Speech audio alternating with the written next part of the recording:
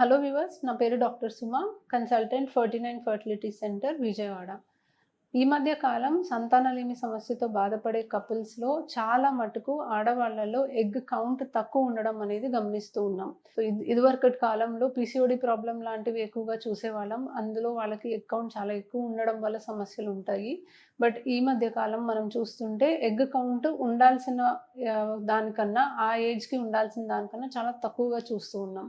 So, egg count తగ్గడానికి కారణాలేంటి? And ఇది తగ్గిన తర్వాత మనము ఒక పేషెంట్ మనకి తక్కువ ఎగ్స్‌తో వచ్చినప్పుడు మనం ఏం చేయగలం? అంటే ఏదన్నా ట్రీట్మెంట్ ద్వారా ఈ ఎగ్ కౌంట్‌ని పెంచే అవకాశం ఉందా? అనే దాని గురించి డిస్కస్ చేద్దాం. సో, ఆడవాళ్ళకి పుట్టుకతో ఫిక్స్డ్ నంబర్ ఆఫ్ ఎగ్స్ ఉంటాయండి. అండ్ వయసు పెరిగే కొద్దీ ఈ ఎగ్ కౌంట్ అనేది తగ్గుతూ వస్తుంది. ముట్టు స్టార్ట్ అయిన ఏజ్ నుంచి ముట్టాగిపోయే వయసు వరకు కూడా ప్రతి నెల కొన్ని వేల ఎగ్స్ మనకి యుటిలైజ్ అయిపోతా వస్తాయి. అంటే అన్నీ మనకి విడుదల అవ్వవు. అన్ని ఎగ్స్‌లో కేవలం ఒక ఎగ్ మాత్రమే ఓవ్యులేషన్ అనేది జరుగుతుంది. బట్ ఒక 1000 ఎగ్స్ వరకు మనం లూజ్ అవుతూ ఉంటాం. సో, ఈ ప్రాసెస్ కొంతమందిలో చాలా ఫాస్ట్‌గా జరిగి తక్కువ ఏజ్‌లోనే ఎగ్ కౌంట్ అనేది బాగా తగ్గిపోవడానికి ఛాన్సెస్ అనేవి చూస్తాం. సో, ఈ ఎగ్ కౌంట్ తగ్గడానికి మెయిన్ రీజన్స్ ఏంటి? ఫస్ట్ అండ్ ఫార్‌మోస్ట్ ఏజే. ఏజ్ తోటి మనకి ఎగ్ కౌంట్ అనేది డెఫినెట్‌లీ న్యాచురల్‌గానే తగ్గుతది. కాకపోతే యాక్సిలరేటెడ్ డిక్లైన్ అనేది మామూలుగా ఏజ్ అంటే ఆ ఏజ్‌కి ఉండాల్సిన దానికన్నా తక్కువ ఎగ్స్ ఉండడానికి వేరియస్ రీజన్స్ అనేవి చూస్తాం. సో, సెకండ్ థింగ్ మనం చూస్తే కొన్ని మెడికేషన్స్ వాడటం వల్ల ఎగ్ కౌంట్ త్వరగా తగ్గడానికి అవకాశం ఉంది. సో, ఈ మెడికేషన్స్ మనము కొన్ని సందర్భాల్లోనే ఆటో ఇమ్యూన్ కండిషన్స్‌లో, క్యాన్సర్ ట్రీట్మెంట్స్‌లో మనం ఇస్తూ ఉంటాము. మూడోది కొన్ని ఆటో ఇమ్యూన్ కండిషన్స్ అంటామండి. సో, మీ బాడీలో టిష్యూకి మీ బాడీలోనే యాంటీబాడీస్ ప్రొడ్యూస్ అయితే దాన్ని ఆటో ఇమ్యూన్ కండిషన్ అంటాము. సో, ఎనీ ఆటో ఇమ్యూన్ కండిషన్‌లో కూడా ఎగ్ కౌంట్ తగ్గడానికి ఛాన్స్ ఉంది. కొన్ని ఇన్ఫెక్షన్స్ వల్ల కూడా ఎగ్ కౌంట్ తగ్గడానికి ఛాన్సెస్ ఉంటాయి ఫ్యూచర్‌లో. సో, కొన్ని చిన్నప్పుడొచ్చిన ఇన్ఫెక్షన్స్ వల్ల ఎగ్ కౌంట్ తగ్గొచ్చు. కొంతమందికి పుట్టుకతోనే ఫిక్స్డ్ నంబర్ ఆఫ్ ఎగ్స్ అనేవి తక్కువగా ఉండొచ్చు. సో, వాళ్ళకి వాళ్ళ మదర్ వూమ్‌లో ఉన్నప్పుడే తక్కువ నంబర్ ఆఫ్ ఎగ్స్ తోటే వాళ్ళు పుడితే డెఫినెట్‌లీ వాళ్ళకి తక్కువ ఎగ్సే మనకి ఫ్యూచర్‌లో గూడా కనిపించే అవకాశం ఉంటుంది. సో, ఇలా వేరియస్ రీజన్స్ వల్ల ఎగ్ కౌంట్ తగ్గుతుందండి. చాలా సార్లు ఈ రీజన్స్ ఏవి లేకపోయినా కూడా కొన్ని లైఫ్ స్టైల్ చేంజెస్ వల్ల, ఎన్వైర్న్‌మెంటల్ ఎక్స్‌పోజర్ వల్ల కూడా ఎగ్ కౌంట్ తగ్గుతుంది. సో, మీరు ప్లాస్టిక్ ఎక్కువ ఎక్స్‌పోజ్ అయినా, ప్లాస్టిక్ కంటైనర్స్‌లో ఫుడ్ తీసుకున్నా, లేపోతే కొన్ని పెస్టిసైడ్స్‌కి ఎక్స్‌పోజ్ అయినా, ఆర్గానిక్ ఫుడ్ తీసుకోకపోయినా, లేకపోతే ఇప్పుడు ఒక పెస్టిసైడ్స్ మనము ఇప్పుడు పురుగుల మందు లాంటి వాటికి ఎక్స్‌పోజ్ అయినా, ఇవన్నీ కూడా మీ కంట్రోల్‌లో లేకుండా కూడా ఇలాంటి ఎక్స్‌పోజర్స్ వల్ల కూడా మీ ఎగ్ కౌంట్ తగ్గడానికి అవకాశం ఉంటుంది.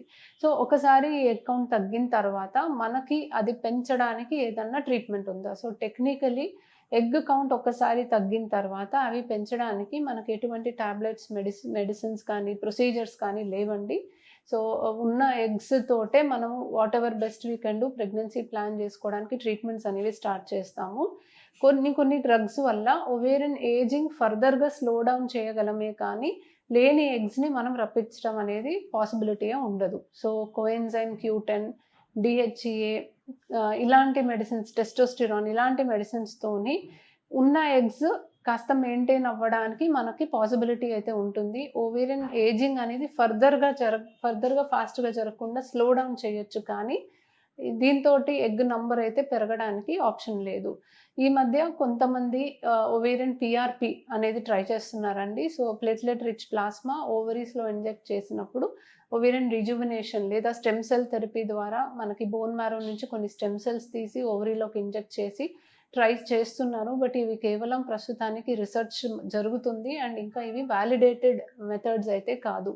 సో, తక్కువ ఎగ్ కౌంట్ ఉన్నప్పుడు ఎగ్ కౌంట్ పెంచడానికి మార్గాలు వెతుక్కోకుండా ఉన్న ఎగ్ కౌంట్ తోటి మీకు బెస్ట్ పాసిబుల్ ట్రీట్మెంట్ ఆప్షన్‌కి ప్రొసీడ్ అవ్వడం మంచిది. అలా అని ఎగ్ కౌంట్ తక్కువుంది, ఖచ్చితంగా మీరు ఐవీఎఫ్ చేయించుకోవాలి అని కూడా కాదండి. ఏజ్ తక్కువుంటే డెఫినెట్‌లీ తక్కువ ఎగ్స్ ఉన్నా క్వాలిటీ అనేది బావుంటుంది. అండ్ తక్కువ ఎగ్స్ ఉంటే వెంటనే అది మళ్ళీ జీరో ఎగ్ కౌంట్ అవ్వదండి. యూజువల్లీ ఒక 3-6 మంత్స్ వరకు మీరు వేరియస్ ట్రీట్మెంట్ ఆప్షన్స్ ట్రై చేసి మీరు ప్రెగ్నెన్సీ ప్లాన్ చేసుకోవచ్చు.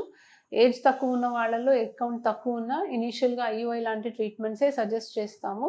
బట్ అదే ఏజ్ ఎక్కువ ఉంటే యూజువల్లీ ఐవీఎఫ్ ట్రీట్మెంటే ఫస్ట్ ఆప్షన్ కింద చెప్తాము. బట్ ఏ ట్రీట్మెంట్ చేసినా కూడా ఎగ్ కౌంట్ తక్కువ ఉన్నప్పుడు సక్సెస్ రేట్స్ అనేవి డెఫినెట్లీ కొంచెం కాంప్రమైజ్ అవుతుంది, తక్కువే ఉంటుంది. బట్ డెఫినెట్లీ మీ ఎగ్ ఒక్కసారన్నా ట్రై చేయమనే చెప్తాము. మరీ తక్కువ ఉన్నాయి, అసలు 1, 2 కూడా కనిపించట్లేదు అంటే తప్ప డోనర్ ఆప్షన్ యూజువల్లీ వీళ్ళకి చెప్పము. But as a last option donor consider చేయొచ్చండి. ఇప్పుడు మనకి ఏ ప్రాబ్లమ్ ఉన్నా కూడా ఇంకా ప్రెగ్నెన్సీయే రాదు అన్న సిట్యుయేషన్ అయితే లేదు.